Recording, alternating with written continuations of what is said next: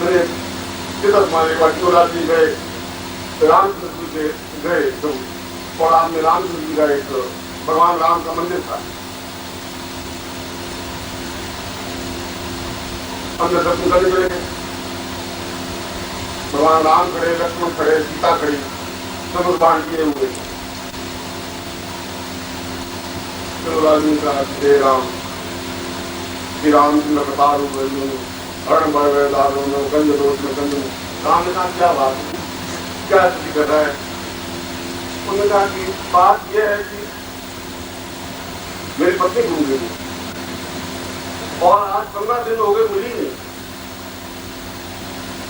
आज कुछ उपाय है मेरा। तो राम जी ने कहा देख भाई, अब मैं तेरे मान में कुछ कह नहीं सकता, मेरी खुद की पत्नी घूम गई, पत्नी घूम गई तो मैं तो कुछ कर नहीं सका। यहाँ से किलोमीटर दूर हनुमान जी का मंदिर है, वो इस मामले में एक्सपर्ट है, पत्नियां ढूंढने के मामले में। तो उनका पता लगा ये काम मेरा नहीं है, मैं तो दूसरे काम करता हूँ।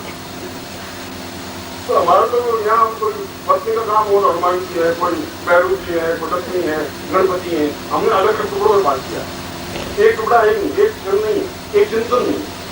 इसलिए अगर मैं कहता हूँ कि गणपति और लक्ष्मी और रुद्र एक ही है, आपका कंसेप्ट एकदम से क्लियर नहीं हो रहा है। तो ऐसा कैसे हो सकता है? वह एक अलग प्रतिमूर्ति है, रुद्र का अपने आप में अलग प्रतिमूर्ति है, गणपति अपने आप में अलग मूर्ति है, ऐसा संभव कैसे हो सकता है? मगर तीनों का क्रम एक है, कार्य एक है। रुद्र का मतलब है कि हम रोग मुक्त हों, महामृत्यु है, हमारे यहाँ रोग नहीं रहे, जीवन में अभाव नहीं रहे, कष्ट नहीं रहे, पीड़ा नहीं रहे, समस्या नहीं रहे, बाधाएं नहीं रहे, उनके लिए रुद्र की साधना ही श्रेष्ठ मानी गई। हम अपने मृत्यु पर विजय प्राप्त कर सके, हम भी नहीं, हमारे पुत्र भी, पत्नी भी, बंधु बांधव, घर में अकाल मृत्यु नहीं, कष्ट नहीं, पीड़ा नहीं, हम जो भुगत रहे हैं भुगते नहीं। और इसके साथ ही घर में दरिद्रता भी नहीं रहे, धन रहे, ऐश्वर्य रहे, ये सब कुछ हो और वह भी हो, संपन्नता हो, प्रभुता हो, श्रेष्ठता हो,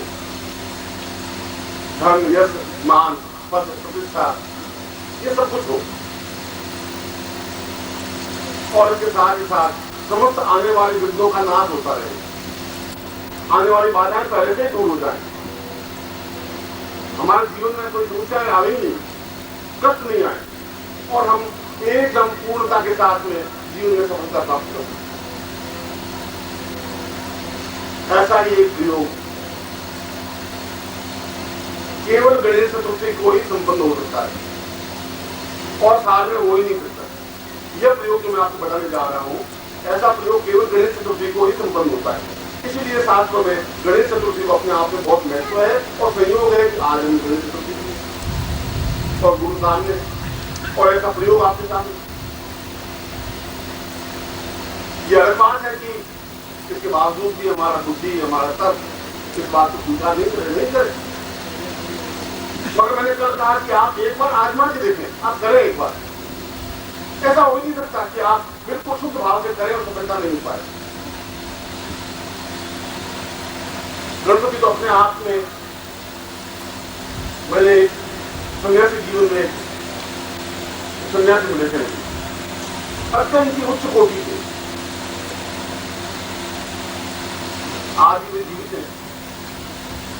और उनमें बड़ी विशेषता ये थी कि वो बैठे रहते थे और एक छोटी सी लाल कपड़े की झोली थी उनकी, बगल में लड़की रहती थी, मुश्किल से 6 उंगली लंबी 6 उंगली चौड़ी रहती। और आप उनको जो भी मांगे वो उनमें से निकाल कर, रुपए मांगे रुपए, लड्डू मांगे तो लड्डू निकाल देते, और कुछ चीज मांगे और चीज तो झोली में निकाल के रखते रहते। मैं उनके साथ 7-8 महीने रहा और उन्होंने कहा कि यह एक गणपति की साधना का परिणाम है। उन्होंने अपनी आंख में छोटे से 5 गणपति को स्थापन कर रखा है, आंख की पुतली के अंदर, और वो बाहर निकाल के उनकी पूजा करते, वापिस वहां स्थापन करते। ये अपने आप को विवेक की घटना है। इसका मतलब है कि गणपति साधना अपने आप में समस्त जीवन में पूर्णता देने वाली है, और साथ ही साथ 5 गणपति की पूजा तो अपने आप का अद्वितीय है। यदि आप आज गणपति की दिन, गणेश की दिन दर्शन करना चाहें तो अत्यंत से 15 किलो, 1-2 किलो नहीं, 1-2 तोला भी नहीं, क्योंकि पार्वती को अपने आप में ठोस बनाना तो बहुत कठिन है। 15 किलो वजन के पार्वती के गणपति आप इस तौर पर देखने को दर्शन करने को मिल जाए, जिनका दर्शन करना ही जीवन का एक पुण्यदायक क्षेत्र है। इस वक्त पर बात कर रहा, अगर ऐसा गणपति, ऐसे गणपति घर में स्थापित हो तो आने वाली पीढ़ियों के लिए पुण्यदायक कार्य होता है। ये दर्शनीय चीज होती है, पूरे शहर के लिए एक वस्तु होती है कि कोई वस्तु है किसी के पास तो गणपति है। तो मैंने प्रधानमंत्री का उदाहरण दिया था, वो अपने खुद गणपति के बहुत अच्छे साधक हैं। सात गणपति दक्षिण में गणपति की बहुत अधिक प्रचलन है। मुंबई में गणपति ही पूजन होता है, वहां गणपति का सबसे अच्छा, महाराष्ट्र पूरे में जितना गणपति का पूजन क्रम कीर्तन होता है उतना भागवत में कहीं होता ही नहीं। और फिर उस लोग के अनुसार आज का दिन उस गणपति की साधना का दिन है, लक्ष्मी को स्थापित करने का दिन है, लक्ष्मी को प्राप्त करने का दिन है, अपने सामने प्रत्यक्ष करने का दिन है। अपने जीवन में लक्ष्मी अनुकूल बनी रह सके, अभाव रही नहीं, जो चीज चाहे वो प्राप्त हो। और फिर पार्थ रुद्र हमारे सामने, भगवान शिवलिंग हो हमारे सामने, क्योंकि इन तीनों का अपने आप में पूर्ण संबंध है। इन तीनों को अलग करके मेरे हाथ को पूजन करने से गुरु की पूजन नहीं हो सकता, खाली विराट के पूजन करने से गुरु का पूजन नहीं हो सकता। गुरु तो पूरा शरीर है, किसी अंग विशेष का पूजन करने से उसका पूरा पूजन नहीं हो सकता। इसलिए इन तीनों के पार्थ रुद्र या पार्थ शिवलिंग को स्थापन कर और सामने जो मैं आपको मंत्र दूं उस मंत्र की साधना आप संपन्न करें, क्योंकि वह मंत्र अपने आप में गणेश उपनिषद से प्राप्त है, अपने आप में अद्वितीय है।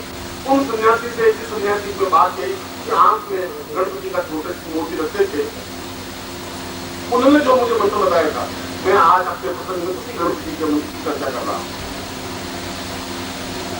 मुझे आज प्रवचन तो किसी और विषय पर देना था, पर गणपति और गणेश चतुर्थी मिली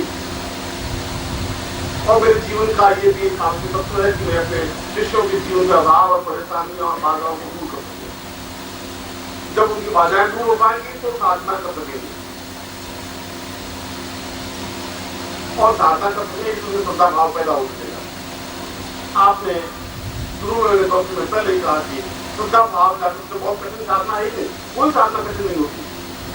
साधना इतनी आसान है कि आप सफलता पाओगे ही यदि आप में गुरु के पीछे पूर्ण विश्वास और श्रद्धा है, मंत्र के प्रति श्रद्धा होती है। मंत्र देवे देवों के जैसे गुरु यादती भावना यस्य तादृशी परिसंभया, जिसकी जैसी भावना होती है उसको फल वैसा ही मिलता है। हम जब हरिद्वार जाते हैं तो बहुत कम लोग गंगा में डुबकी लगाते हैं, और जो हरिद्वार में रहते महीने भर स्नान करते नहीं, हरिद्वार में गंगा में जाते तो नल के नीचे स्नान करते। यह भावना, आपकी भावना कितनी श्रद्धा है उस पर डिपेंड है, उस मंत्र के प्रति, उस देवता के प्रति, उस गुरु के प्रति। मगर जो मैं मंत्र आपको देने जा रहा हूँ, जो मैं साधना देने जा रहा हूँ, वो इतनी आसान साधना नहीं है, वो अपने आप अद्वितीय साधना है। वो सन्यासी की दी हुई साधना है जो सन्यासी ने सिद्ध की थी, और वो सन्यासी के जीने के बाद मैंने खुद उस साधना को संपन्न करके देखा है, अनुभव किया है।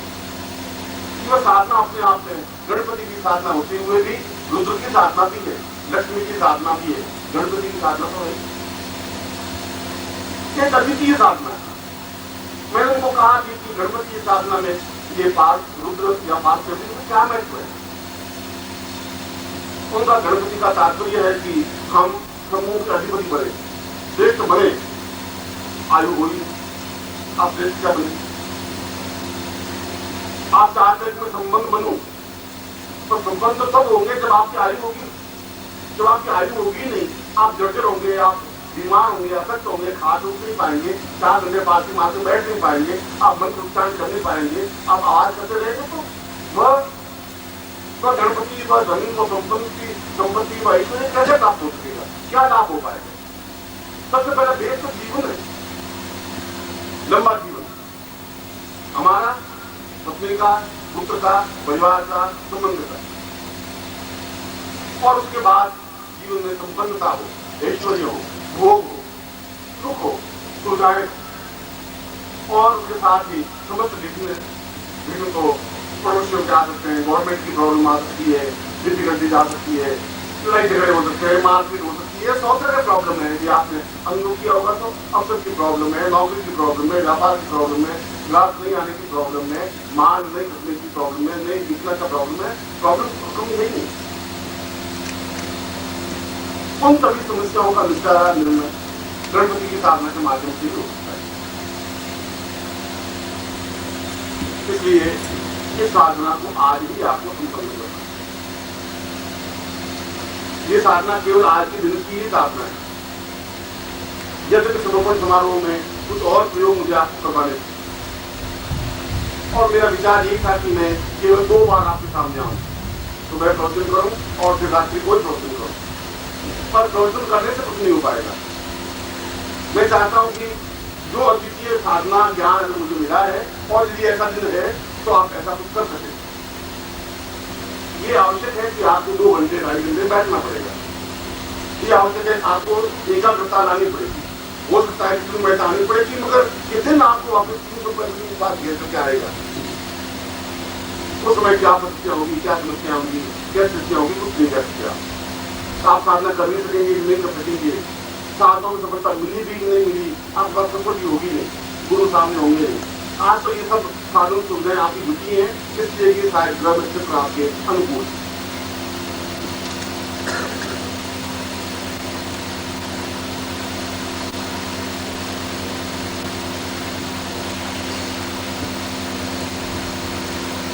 मैं प्रयोग को और मंत्र को आपके सामने बता देता हूं, आप उसको नोट कर लें और बीच में बोले नहीं, एक बार एक में 2 कान खुले रख के सुने।